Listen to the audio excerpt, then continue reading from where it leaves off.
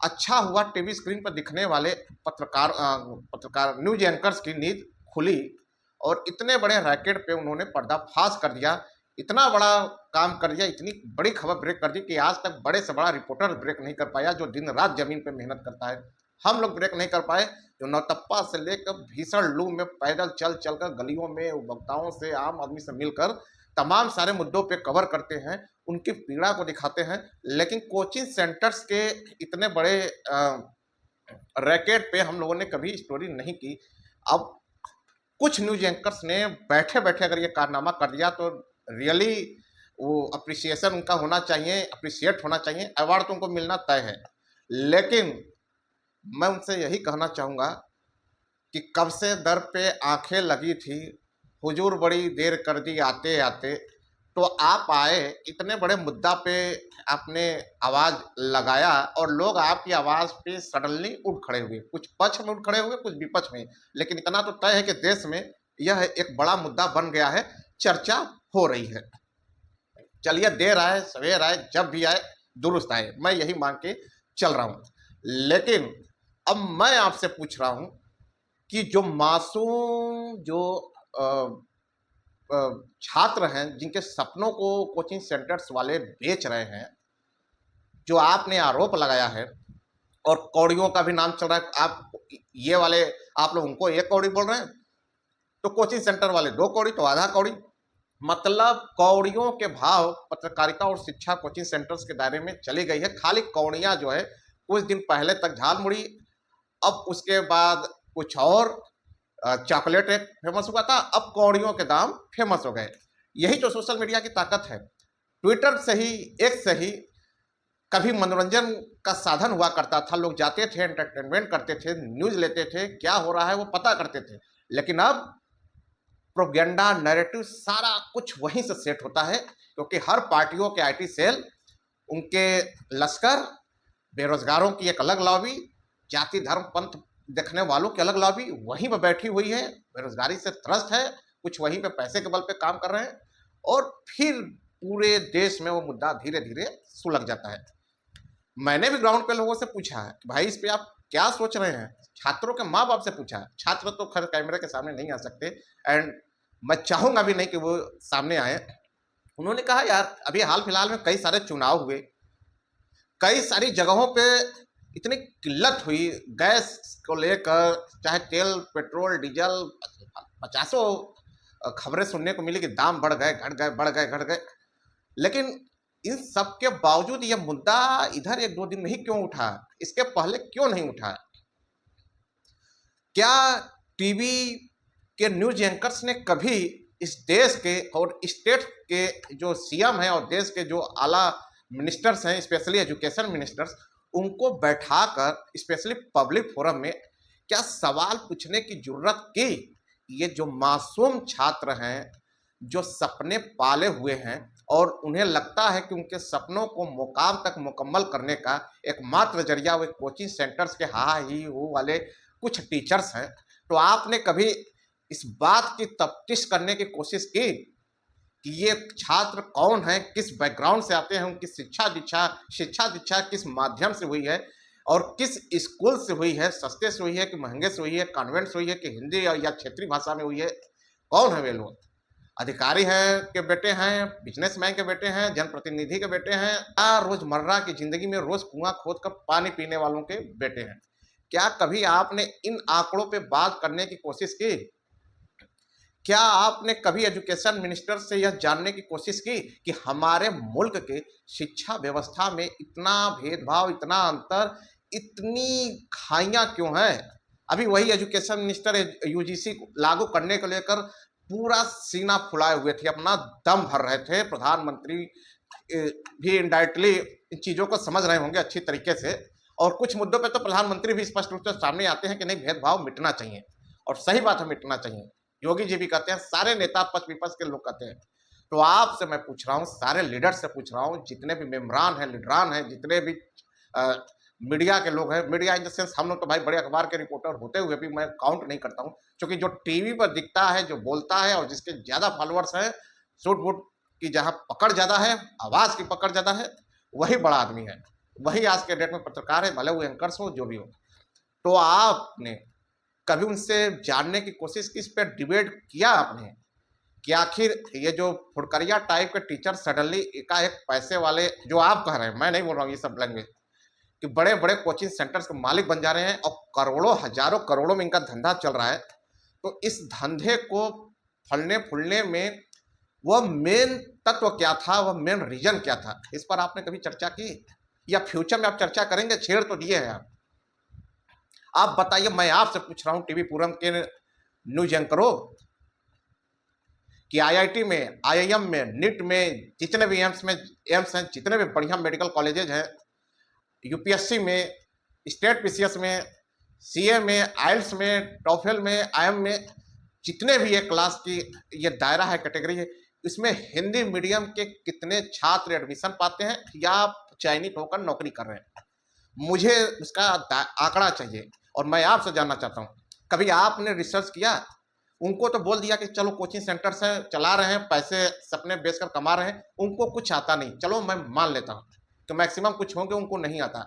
आपने कभी तफ्तीश की कि सरकारी स्कूलों पे जो टीचर्स नियुक्त होते हैं, हर साल बीएड होता है, भर्तियां होती हैं, चुनावों के दरमियान जात पात का रेशियो देखकर, संख्या देखकर, वोट बैंक को समीकरण बनाकर भर्तियां की जाती है, कभी आपने उस पर रिसर्च करते हुए न्यूज चलाई कि उन कोचिंग स्कूल में पढ़ाने वाले टीचर्स की एलिजिबिलिटी क्या है? आखिर बच्चे वहां पे क्यों नहीं जा पा रहे हैं, स्पेशली सरकारी कॉलेजों में, सरकारी स्कूलों में?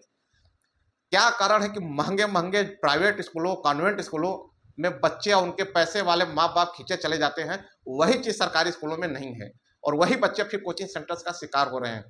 बड़े बड़े यूपीएससी से लेकर, आईआईटी से लेकर और वनडे एग्जाम तक कोचिंग सेंटर्स का जो है कि जखीरा लगा हुआ है, एकदम बंच है, उसमें जाकर स्टूडेंट फंस रहे हैं। तो क्यों फंस रहे हैं? उनके माँ बाप अपना सोने चांदी का गहना खेत बेच कर, गिरवी रखकर, चाहे जैसे भी पैसे अपनी बचत का लाकर क्यों फंस रहे हैं? कभी आपने उस पर डिस्कस किया, डिबेट किया? आपने अभी छेड़ दिया, न जाने क्या सोचकर इसको छेड़ा, आपका व्यक्तिगत नुकसान हुआ था या किसी ने आपसे कहा था, लेकिन गालियां तो कहीं ना कहीं पत्रकारों को सुनने को मिल रही है। कोचिंग सेंटर्स को आप कैसे बैन करेंगे? आप कह रहे हैं, आपकी एक बात मुझे और बुरी लगी, आप कह रहे हैं कि ये कोचिंग सेंटर्स वाले अगर आपसे पैसा नहीं ले रहे हैं तो ये मत सोचिए कि वो पैसा नहीं कमा रहे हैं। वो टीचर जो ऑनलाइन टीचर्स हैं, यूट्यूब वाले, वो आपके स्क्रीन का समय ले रहे हैं, आपके टाइम कंज्यूम कर रहे हैं, उसके थ्रू उनको पैसा मिल रहा है। तो भाई खाली है, बेकार है, बेरोजगार है, तुम पढ़ा रहे हैं तो क्या दिक्कत है? ये तो नहीं कर रहे हैं ना कि फालतू के डिबेट का पार्टिसिपेट करो, इसमें हिंदू मुस्लिम करो, राजनीति में फंसो, जात पात में फंसो, फलाने ढिमका में फंसो।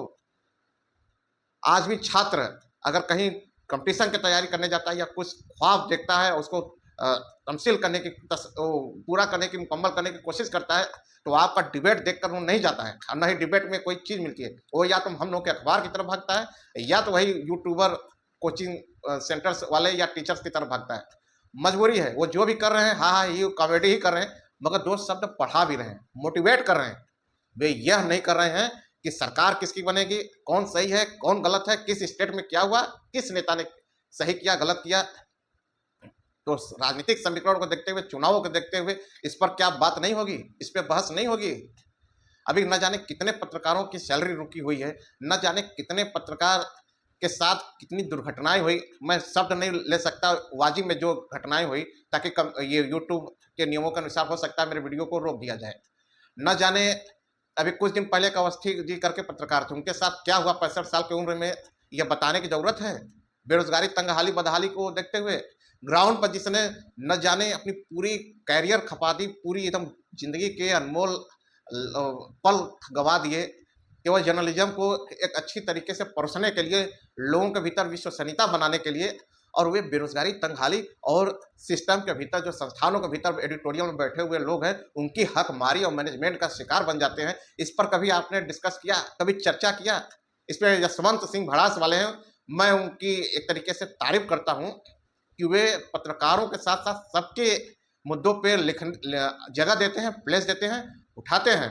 जिसके साथ हकमारी की जाती है, जिसके साथ अन्याय किया जाता है, स्पेशली जर्नलिस्ट के साथ, पत्रकारों के साथ, तो यशवंत सिंह भड़ास पे उसको जगह देते हैं, छापते हैं, इसमें कोई संशय नहीं है।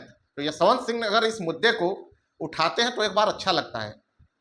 अगर आप लोगों ने इस मुद्दे को टच कर दिया तो लगातार उठाते रहिएगा, और पीछे मत हटिएगा, मैं फिर आ रहा हूँ कि अभी आपने क्या कहा कि यूट्यूब के टीचर जो है कि टाइम कंज्यूम के थ्रू भी आपके स्क्रीन से भी पैसा कमा लेते हैं, तो क्या गलत करते हैं?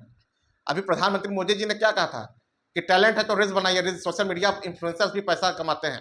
क्या सोशल मीडिया इन्फ्लुएंसर्स को सम्मानित नहीं किया जाता है मीडिया हाउसेस के द्वारा या लीडर्स के द्वारा या पार्टियों के द्वारा या बड़े बड़े मंचों के द्वारा?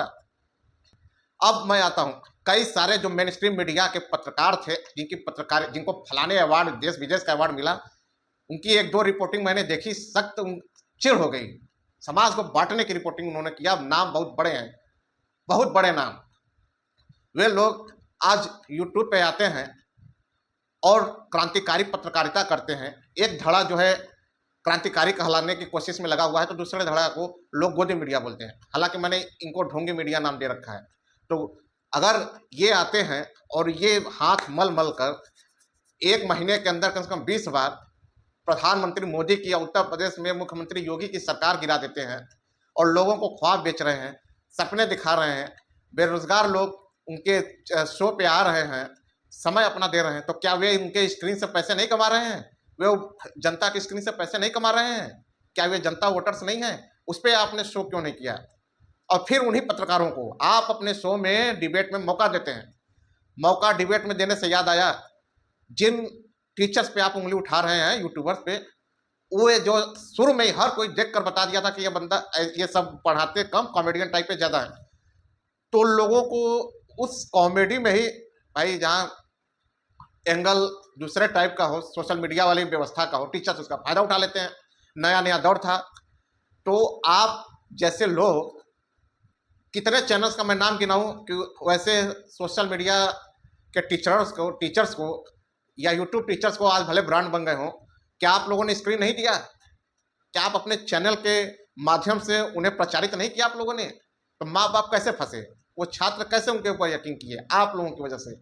आप लोगों ने अपने चैनल पर बैठा बैठा कर मुंह में माइक घुसेड़ कर सवाल पूछा, हा ही हु ही किया, फेमस किया, लोग फंसे। जब उन्हें लगा कि जब मेन स्ट्रीम मीडिया के चैनल पे आ रहा है, न्यूज एंकर से हा ही हु कर रहा है, it means he is authentic, और उसके ऊपर लोगों ने विश्वास किया, तब तो आपने नहीं बोला।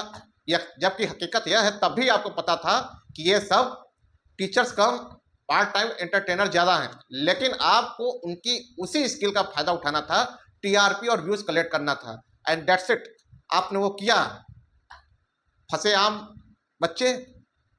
अब गरीब घर के बच्चे जिनके पास पैसे नहीं हैं, जिनकी पढ़ाई हिंदी मीडियम से हुई है, बढ़िया स्कूलों से नहीं हुई है, तो क्या वो सपने देखना छोड़ दें? आप लोग बताइए ना, मीडिया में जितने भी एडिटर्स हैं, मेन स्ट्रीम मीडिया में बड़े बड़े पदों पे, कितने एडिटर्स ने सरकारी स्कूल से पढ़ाई की है? कितने एडिटर्स ने हिंदी मीडियम से पढ़ाई की है? उन सारे एडिटर्स के बच्चे एक बताइए ना जिसने हिंदी मीडियम से पढ़ाई की है। आप लोग अपने ही घर का देख लीजिए, आप लोग अपने ही घर के बच्चों को बताइए कि कितने बच्चों की पढ़ाई सरकारी स्कूलों से हुई है। तो आप लोग जो परोस रहे हैं, ये मान के चलिए उसके कटाक्ष में सोशल मीडिया पर भी रोशन जैसे लोग हैं, द पॉलिटिकल मुखिया के माध्यम से। शिक्षकों का सम्मान होना चाहिए। शिक्षकों पे अगर प्रतिबंध लगाना है तो पहले हमें अपने घर पे प्रतिबंध लगाना चाहिए। हम पत्रकार हैं, हमारा काम सत्य दिखाना है, सही सूचना देना है, एनालिसिस करते हुए। लेकिन हम जज नहीं हैं, हम जजमेंटल नहीं कर सकते, हम जस्टिफाई नहीं कर सकते किसी चीज़ों को। तो फिर उनमें हमारे में अंतर क्या रह जाएगा जी? वीडियो लंबी हो गई, मैं क्या बोलूँ। तो इन सारे मुद्दों पे आप सवाल उठाइए, प्रश्न करिए। मैं पीछे से आपके साथ हूँ। दुख होता है, अफसोस होता है यह देखकर कि टीचर्स की तो एक लॉबी है ही है, स्टूडेंट उनके साथ हैं, लेकिन वे कौन फुटकरिया पत्रकार हैं जो ब्लू टिक लिए हैं और पता नहीं क्या क्या लिए, नाम के आगे पत्रकार लिखे हैं, और आपके समर्थन में लगातार टीचर्स पे या बाकी चीज़ों पे कमेंट कर रहे हैं। उनकी कोचिंग कहाँ से हुई है? आप, और जब उनको खुद नहीं पता है कि आप उनका जो पर्सनल मैटर फंसेगा, आप कभी उस पर डिबेट नहीं करेंगे, आप कभी उस पर बात नहीं करेंगे।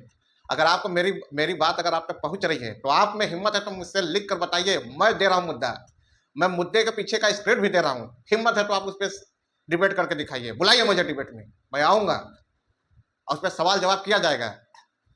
लेकिन हाथ जोड़कर निवेदन है कि शिक्षा और शिक्षकों जो ऑनलाइन पढ़ा रहे हो या कोचिंग सेंटर के माध्यम से पढ़ा रहे हो, अगर आप लगातार उनके ऊपर सवाल उठा रहे हैं तो इस सीरीज को बंद मत करिएगा। ये नहीं कि एक चिंगारी लगा दिए, टीआरपी हो गया, फिर बंद करिए, फिर छात्र फिर कंफ्यूज होगा, इधर जाए कि उधर जाए। फिर ये याद रखिएगा कि द पॉलिटिकल मुखिया है, मजबूरी में मुझे सच के साथ जाना पड़ेगा।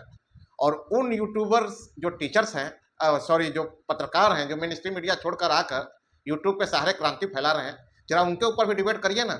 और मेन स्ट्रीम मीडिया में आप उनको स्क्रीन कैसे शेयर कर रहे हैं? इधर आकर पॉलिटिकल पार्टी का प्रोपेगेंडा फैलाते हैं, नैरेटिव सेट करते हैं। हम लोग देखते हैं ट्विटर पे, एक्स पे, चाहे वो कितना हो बड़े तिस्मार खान हो, हर पार्टियों के हर जाति के हिसाब से पत्रकार सेट है और वे बड़े बड़े प्लेटफॉर्म को बड़े चेहरे माने जाते हैं, जस्ट बिकॉज उनकी जर्नलिज्म की पूरी जर्नी एक कैमरे, एक बिल्डिंग में कैद रही स्टूडियो के भीतर, और वे लोग सिखा रहे हैं। छात्रों से जाकर पूछिए कि उनकी मजबूरी क्या है कोचिंग सेंटर में जाने की। कहिए ना सरकार से जाकर कि जैसे सबके लिए सुविधा दे रहे हैं, छात्रों के लिए भी सुविधा देना, खोल दें कोचिंग सेंटर बिना भेदभाव के, सारे छात्र वहीं पे जाएंगे। या तो फिर सरकारी स्कूल पे ताला लगा दीजिए, अगर वहां पे एजुकेशन सिस्टम स्किल के साथ नहीं मिल रही है, क्वालिटी एजुकेशन नहीं मिल रही है, तो ये ओपन क्यों है, रन क्यों कर रहे हैं, क्यों सैलरी बांट रहे हैं आप? क्योंकि वोट बैंक को भी तो सेट करना है ना। तुष्टिकरण की नीति बहुत गंदी होती है। मजबूरी में मुझे आज, चूंकि मेरा विकॉप था, इस पर आना पड़ा, नहीं तो जनता कह रही थी कि आप इस पर कुछ नहीं बोल रहे हैं, इंडायरेक्टली आप पत्रकारों के साथ, अपने लॉबी के साथ। हम तो किसी के साथ नहीं, हम पीड़ितों के साथ हैं, और पीड़ित ही पॉलिटिकल मुखिया का अंग है, वही मालिक है, आप ही मुखिया हैं। चैनल को सब्सक्राइब करिए, शेयर करिए, अधिक से अधिक हमारी ताकत बढ़िए। आप अपने मुद्दों को, अपने सब्जेक्ट को, अपनी परेशानियों को लिख भेजिए। आपसे वादा करते हैं पूरी दमदारी के साथ उसको उठाया जाएगा और आम जनता के बीच में पहुंचाया जाएगा, क्योंकि हम लोग जो मुद्दों को उठा देते हैं, मिनिस्टर को तो ध्यान देना ही देना है। फिलहाल के लिए इजाजत दीजिए, नमस्कार।